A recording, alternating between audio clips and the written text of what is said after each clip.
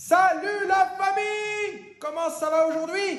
Bon, si tu regardes ma vidéo, c'est que tu es un peu dans le caca, c'est que tu as un voyant airbag et que tu as sûrement dû avoir ton petit diagnostic chez ton petit garagiste ou alors avec ta petite valise et on t'a dit que c'était ça, le contacteur tournant de ton volant qui foire et qui du coup t'allume un voyant airbag sur ton tableau de bord et ça fait chier! Alors générique et puis on voit la suite pour changer tout ça. Allez la famille!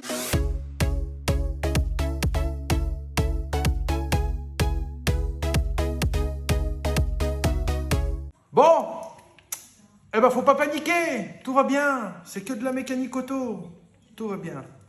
Je te présente un petit peu le contacteur tournant. Donc là on est sur une Mégane 2, 1,9 litre DCI de 2003 ou 2004. Voilà, et donc j'ai un voyant airbag, donc j'ai forcément fait mon diagnostic avec ma valise de Diag et ça m'a sorti problème volant conducteur. Donc en fait j'ai pas cherché à démonter pour savoir d'où ça venait, machin, j'ai pas voulu me prendre la tête, j'ai acheté le boîtier complet avec tous les câblages, voilà, et puis on va remplacer tout ça. Donc en fait je vais vous montrer un petit peu comment ça fonctionne. Donc l'histoire du contacteur tournant, c'est tout simplement quand vous tournez votre volant, c'est une pièce qui permet de garder en continu les connexions entre, par exemple, le klaxon, l'airbag, justement, c'est là qu'est le problème. Qu'est-ce qu'on peut avoir encore? Régulateur de vitesse, s'il y a. Là, j'en ai pas sur, sur ce modèle-là, j'ai pas de régulateur, mais on peut éventuellement, s'il y a les boutons au volant, utiliser donc, les commandes du régulateur grâce à cette pièce-là. Donc, elle fait la connexion entre les boutons du volant et l'électronique de la voiture. Et donc cette pièce-là, une fois qu'elle foire, alors bien souvent on démonte, on peut nettoyer, on peut tirer un petit peu les languettes, vous allez voir par la suite. On arrive toujours à y bricoler, des fois c'est juste une histoire de faux contact. Mais voilà, c'est une voiture que je vais vendre. Et je ne vais pas me prendre la tête, j'ai acheté directement la pièce neuve, je l'ai trouvée sur eBay, une 30aine d'euros. Voilà, c'est pas ça qui va me tuer. Et au moins la pièce est complètement neuve. Et je pense que ça fera mieux le taf. Donc on va commencer la dépose, on va commencer à démonter un peu le volant, etc. pour que vous puissiez voir avec moi comment ça se présente. Et puis ensuite on va faire toute l'intervention ensemble, on va changer ça, effacer les voyants airbag en espérant que j'ai eu la bonne pièce pour la bonne panne. Voilà, parce que c'est même pas garanti, hein. Ça se trouve c'est même pas ça, ça se trouve c'est autre chose, ça peut être un fil, n'importe quoi. Voilà, bon, moi j'ai pas démonté, j'ai passé ma voiture au Diag, ça m'a dit c'est ça, j'ai acheté ça, et puis on va voir ça ensemble, si c'est bon ou pas. Allez, c'est parti. Bon la famille, j'espère que vous voyez bien. Voilà, donc là on va commencer par démonter les 3 vis Torx qui sont là, là et là. Voilà. Donc on va déposer ici le capot pour pouvoir avoir accès à l'arrière du volant.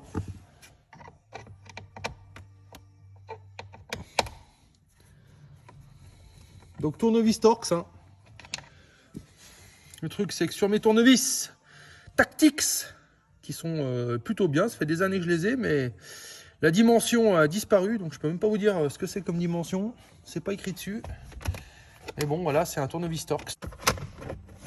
Voilà. Donc là, on enlève ça. Là, on peut déjà voir que le contacteur tournant est là. Je vais prendre la lampe torche pour que vous y voyez un peu plus clair. Donc, il est ici. Voilà, donc maintenant, il va falloir que je dépose le volant. Et donc, pour ça, j'ai des petites languettes à l'arrière, ici. Il y a un petit orifice. Apparemment, il faudrait rentrer un tournevis dedans. J'ai jamais démonté sur Mégane, donc je découvre aussi en même temps que vous, les amis. Voilà, donc je vais quand même essayer de vous faire une vidéo le plus propre possible pour que vous puissiez réitérer les mêmes gestes que moi pour changer votre contacteur tournant. Donc voilà, le volant est en place. On va le mettre un peu droit. Et puis on va venir tout simplement ici. Donc dans le petit trou central, donc là vous voyez, il y a votre volant. Et dessous, vous avez un petit trou ici. Donc d'après ce que j'ai compris, il faut pousser.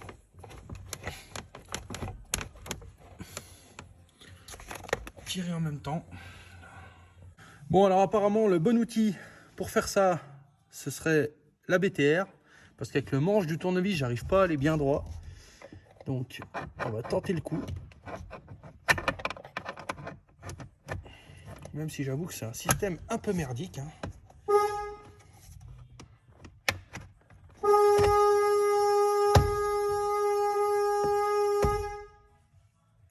Bon, j'ai fait déconner le bordel. Alors, est-ce que je vais y arriver ou je vais pas y arriver?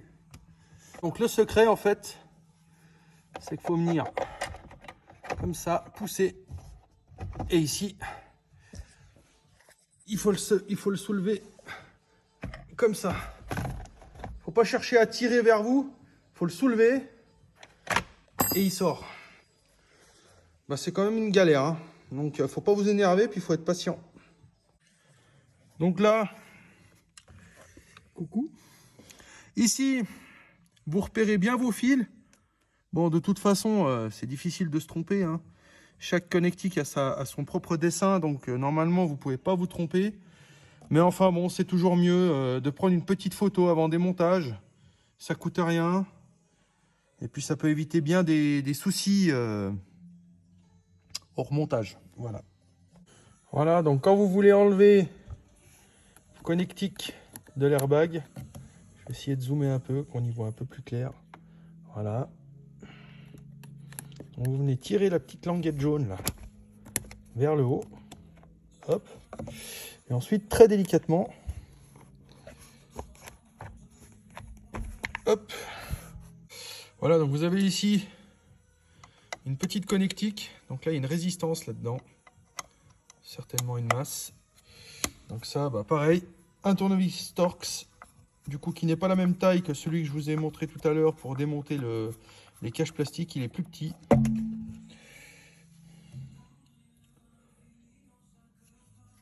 Hop. Voilà. Pensez à remettre la petite vis sur son emplacement pour pas la perdre. Voilà, juste provisoirement.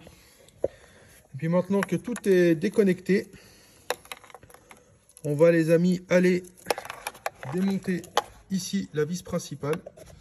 Alors le top du top, c'est d'avoir le volant quand même bien droit pour le remettre ensuite bien droit. Alors normalement sur les nouveaux modèles il y a des repères, donc on peut pas se tromper, mais des fois ça peut arriver, donc on va faire ça proprement. Voilà, donc perso j'utilise un cliquet à rallonge et donc une douille Torx de 50 T50. Voilà, j'ai déjà desserré au préalable et ensuite bah, on démonte tout ça.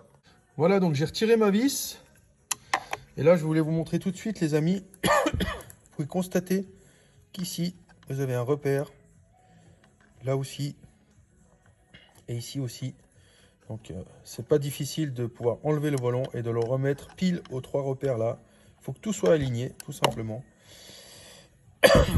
Et vous remettrez votre volant bien droit. Bon, bah voilà, j'ai retiré mon volant. Hein, donc, vous tirez dessus, puis il va venir tout seul. C'est pas très compliqué. Donc là, je pense avoir compris le souci. C'est que là, déjà, vous voyez, là, ça a fait son temps, là. Hein. À mon avis, il ne doit pas y avoir beaucoup de contact là-dedans. Donc là, ben, je pense que j'ai vu juste avec la pièce que j'ai commandée. Donc le contacteur tournant doit être bien mort, ça c'est sûr. Donc ben, maintenant, on va continuer à démonter. Donc là, les amis, on va démonter la commande au volant. Voilà. Et ensuite, on va voir, parce que moi aussi, je découvre, comme je vous l'ai dit tout à l'heure. Mais là, c'est sûr et certain, il faut enlever cette vis ici pour faire tomber la commande de l'autoradio. Et puis ensuite, je suppose qu'il y a ces 4 vis ici, ici, ici et derrière là à retirer pour que le bloc sorte en entier. Mais avant de faire tout ça, je vais déjà m'assurer que la pièce que j'ai commandée est la bonne, les amis. Alors, bah, j'ai vu juste, hein, si vous voulez comparer vous-même derrière votre petit écran. Bah déjà, vous vous penchez sur les connectiques. Voilà. Donc là, moi, je constate... Bon, ici, c'est pas tout à fait la même. Mais c'est pas grave, je vais adapter Un petit support qui va bien. Ou alors... Ah bah non, il est là. Il était sur l'ancien. Donc tout va bien. En fait, c'était pas obligatoire de le démonter. Je vais vous montrer ça tout de suite. Hop. Donc en fait, vous voyez, il vient ici. Et donc en fait, j'avais juste la fiche à tirer. Et moi, j'ai pas fait gaffe. J'ai pensé que c'était vissé. Donc j'ai enlevé la vis. Mais vous n'avez pas besoin, les amis. Voilà, vous tirez dessus et puis c'est tout bon. Voilà, donc je l'ai remis en place pour que vous puissiez vous rendre compte. Donc là, je l'ai dévissé pour rien. Il fallait juste tirer la petite masse. Et donc du coup, il n'y a pas de résistance à l'intérieur. C'est juste une connectique. Voilà. Je pensais qu'il y avait quelque chose à l'intérieur, mais non, pas du tout. C'est juste un simple fil. Comme quoi, on en apprend tous les jours. Bon, allez, la suite. Voilà, donc, on vient dévisser, comme je vous l'ai dit, la commande de l'autoradio. Et donc, faut pas tirer dessus, surtout pas. Il faut venir soulever. Voilà, clac, et ça se déclipse. Et vous avez votre commande dans les mains. Vous prenez ensuite votre petit tournevis Toxinou qui va bien. Et puis, vous venez donc retirer ces deux vis là. Voilà, ça c'est les finitions des Komodo. Clac, ça vient tout seul. Faites attention, ici vous avez deux petits tétons là. Je ne sais pas si vous voyez. Qui vont ici, là et là. Donc il faudra bien les remettre en place quand vous allez serrer. Sinon, ça risque de ne pas rentrer correctement. Donc bah, on va faire l'autre côté ensemble. Allez, soyons fous. Hop. Donc là, au passage, on voit que c'est de l'original Renault. Hein. Donc il doit être d'origine de la voiture, à mon avis. Sauf s'il a déjà été changé chez Renault. Ce qui serait la logique des choses que d'avoir la pièce estampillée Renault. Voilà. Mais à mon avis, elle a 159 000 km l'auto. Donc je pense qu'il est d'origine. Voilà. Il a rendu l'âme. Hop là. Voilà. Et donc maintenant, normalement, si je dis pas de bêtises, et là, il va falloir que je le fasse sans téléphone, parce qu'il va me falloir mes deux mains. Je vais venir ici, donc ici, là, là, déclipser.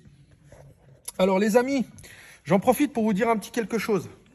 En fait, quand vous démontez une pièce que vous n'avez jamais démontée auparavant, et que vous ne savez pas trop comment ça se passe, eh ben, prenez la nouvelle pièce que vous avez commandée, et vous regardez comment elle est faite.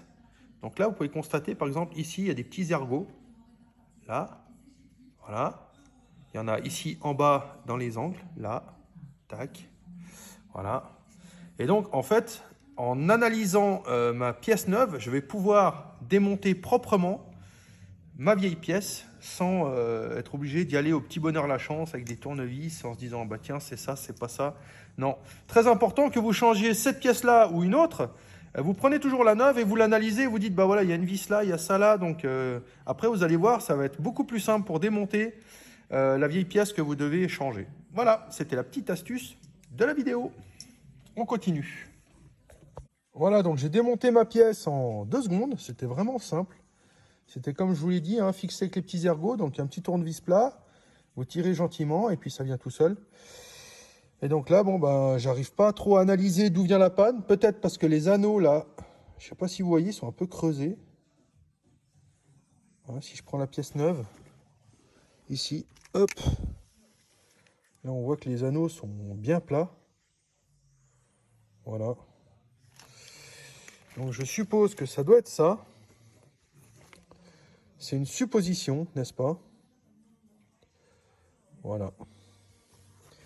J'espère en tout cas que c'est pas le circuit imprimé qui est à l'intérieur. Parce que si c'est ça, ben ça sent pas bon les amis. Là ça va me coûter un bras et demi. Donc là, bah, de toute façon, il n'y a pas le choix. J'ai démonté, je vais remonter la nouvelle pièce. On va remettre tout ça en place. Et puis on va faire une prière, n'est-ce pas? Voilà, donc vous m'excuserez, je ne vous ai pas montré en image en même temps, enfin l'image en même temps où je remettais le capot en place parce que je voulais vraiment le mettre bien droit. Il me fallait mes deux mains. Mais je vais vous donner juste une petite astuce. Faites très attention, en fait, vous avez ces barrettes là, voilà, qui doivent rentrer ici en bas à gauche. Et donc, quand vous placez votre contacteur tournant, il faut vraiment le mettre pile en face que ce soit vraiment, que les connectiques rentrent bien dans leur logement ici. Et ensuite, vous voyez bien ce qu'ils soient bien clipsés. Voilà. Et puis ensuite, bah, vous faites le schéma en sens inverse. Hein. Donc, on vous remontez les petites finitions de Komodo ici, la commande de l'autoradio. Ensuite, on remet le volant avec les câbles qui passent dedans. On rebranche tout et ainsi de suite. Et puis voilà. Hein. Donc, je vais faire le remontage et puis on va voir si mon voyant a disparu. Ce serait magnifique. Bon, les amis, c'est le moment de vérité. Donc là, j'ai tout remonté. Voilà, donc maintenant on va prendre la clé. Alors, bah elle est déjà dans le contact. Hop, clac. Donc on va voir si mon voyant airbag s'éteint déjà tout seul. Ou s'il faut passer par la valise. Oh que c'est beau! Oh que c'est beau! Mon petit voyant airbag a disparu. Mon voyant airbag ici n'est pas marqué position off. Donc ça y est. J'ai réparé mes airbags. Eh ben les amis, il n'y a plus qu'à faire pareil. Hein. Voilà, donc vous suivez mes petits conseils, vous faites la même chose.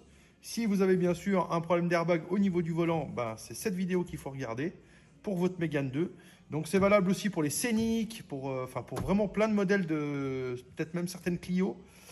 Voilà, c'est la même méthode parce que le volant, lui, il est sur ce volant-là, il est sur beaucoup de véhicules différents de ces années-là. Et donc c'est le même principe à l'intérieur. Alors après, vous avez peut-être l'option régulateur ou pas. Donc il y aura une fiche en plus ici, donc à voir. Mais bon, quoi qu'il arrive, la méthode et ce que je viens de vous montrer, c'est kiff kiff. Bon la famille, il est temps de se quitter. Sur ce, moi, comme d'habitude, je vous salue. Je vous dis à la prochaine vidéo. Bien entendu, je vous le répète encore, n'hésitez pas, activez la petite cloche, abonnez-vous les amis, partagez mes vidéos. Ça m'aide à grandir, ça soutient. Et moi, comme ça, je pourrais vous faire de plus en plus de moult belles vidéos. Ce serait super cool. Donc, n'hésitez pas. Et si, bien sûr, cette petite vidéo vous a vraiment aidé, eh ben, mettez un petit post. Voilà, ça fait toujours plaisir. Et voilà, ben, moi, la famille, je vous dis à tout bientôt. Bye. On se retrouve dans une semaine pour une prochaine vidéo et une nouvelle histoire. Bye bye. Ciao. Asphalt 4.